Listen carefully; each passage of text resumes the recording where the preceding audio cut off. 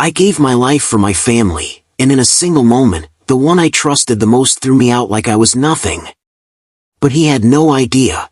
I held all the power he ever wanted.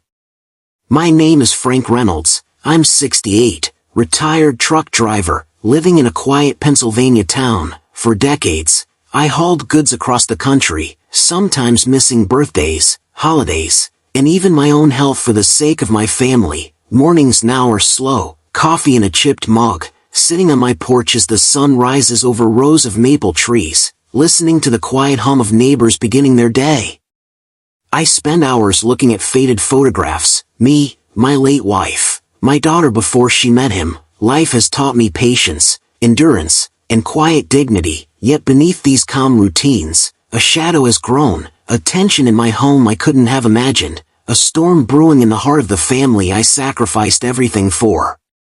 The storm had a name, Bradley, my daughter's husband. He's 42, sharp-tongued, always impatient, and he looked at me not as a father-in-law, but as someone in the way of his ambition. I spent decades building a life for them, paying for my daughter's college, lending money to help Bradley start his business, fixing their house on weekends when I was exhausted.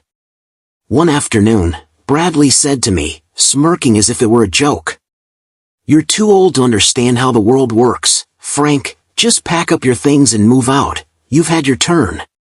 I froze. My own home, after 45 years of hard work, and the man I welcomed as family had the audacity to dismiss me like trash. The neighbors, who once waved as I walked to the porch, now whispered behind their curtains. Every sacrifice, every aching back, every missed moment flashed before me. But in that moment, I didn't yell, I didn't storm out. I let him think he had one, because I was already planning my quiet reckoning.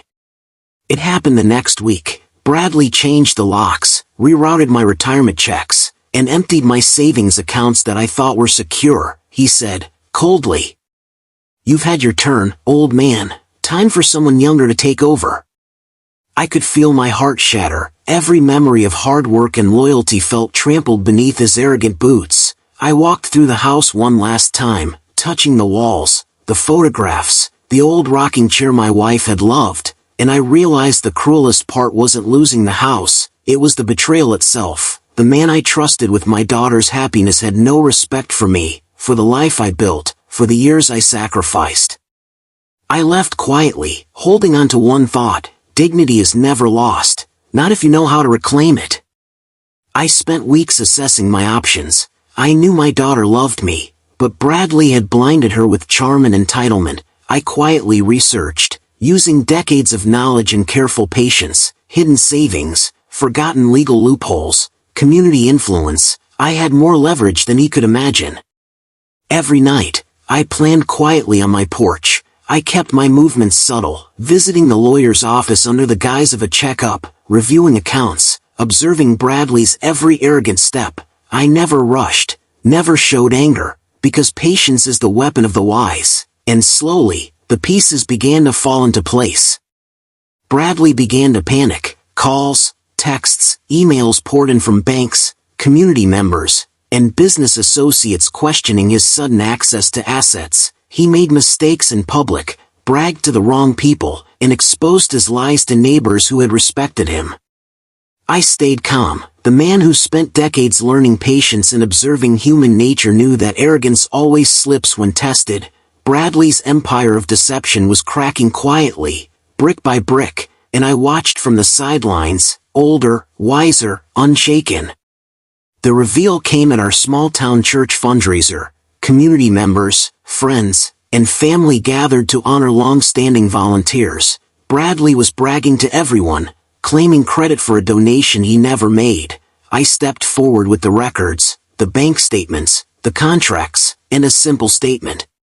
"Everything you thought you owned, you never touched without my knowledge. This house, these savings, this family, it's all been under my control, just as it should have been."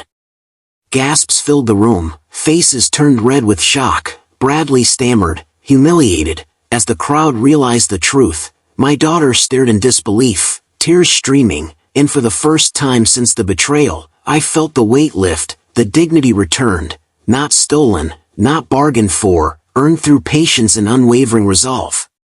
Bradley disappeared from our lives slowly, socially and financially isolated. The neighbors, once silent witnesses, now respected the man who had endured, not just survived. Sitting back on my porch that evening, I watched the sun dip below the horizon, the trees swaying in a warm Pennsylvania breeze. Life taught me that integrity and patience matter more than rage. Decades of sacrifice, years of quiet endurance, and an unshakable commitment to what is right can restore dignity, even when betrayal feels unbearable. If there's one thing I've learned, it's that age does not equal weakness, and patience is often the most powerful revenge. Life may knock you down, but reclaiming your dignity is always possible. Share your stories of resilience below. I want to hear how you overcame betrayal, how patience and wisdom guided your actions. Subscribe for more real-life stories where the overlooked, the underestimated, and the older generation rise with dignity, and justice finally speaks.